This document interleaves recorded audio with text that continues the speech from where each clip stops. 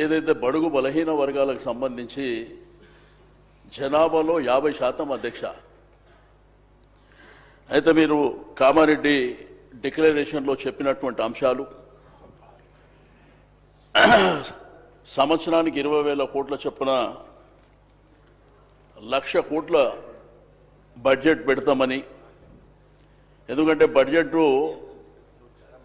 20వ తారీఖు ప్రవేశపెడుతున్నారు. సరే, ఇప్పటికే 2 బడ్జెట్లు పోయినాయి కాబట్టి ఈ బడ్జెట్లో 20,000 కోట్ల రూపాయలు మీ డిక్లరేషన్ ప్రకారమే, కామారెడ్డి డిక్లరేషన్ ప్రకారమే.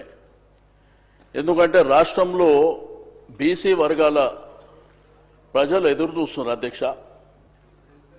దాంతోపాటు బీసీ డిక్లరేషన్ అని చెప్పి స్వయంగా పక్క రాష్ట్ర ముఖ్యమంత్రి తీసుకొచ్చి ఆ డిక్లరేషన్ అనౌన్స్ చేయించినటువంటిది కూడా.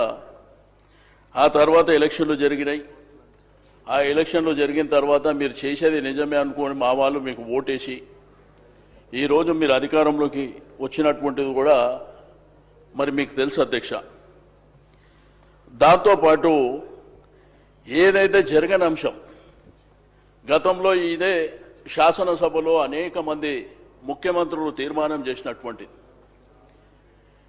ఏదైతే బీసీలకు 42% రిజర్వేషన్ ఏదైతే మీరు చెప్పినరో, గతంలో కూడా మరి గౌరవ ముఖ్యమంత్రి తెలంగాణ తొలి ముఖ్యమంత్రి కేసీఆర్ గారు తీర్మానం చేశారు, ఎన్టీ రామారావు గారు చేశారు, రాజశేఖర రెడ్డి గారు చేశారు, చంద్రబాబు నాయుడు గారు చేశారు. నేను ఆ రోజు ఈ 42% విషయంలో నేను ఆ రోజే చెప్పిన, ఇది 9th షెడ్యూల్లో పెట్టి చట్టపరంగా జరుగుతూనే తప్ప, ఇది కేంద్ర ప్రభుత్వం నిర్ణయం తీసుకుంటేనే తప్ప జరగదని నేను పదే ఆ రోజు చెప్పినప్పటికీ మీరేదో డెడికేషన్ కమిషన్ అని రకరకాలుగా చెప్పి ధర్నాలు పెట్టి ఢిల్లీలో పెట్టి అవన్నేమో చట్టసభల్లో కేంద్ర ప్రభుత్వం చేయాలి.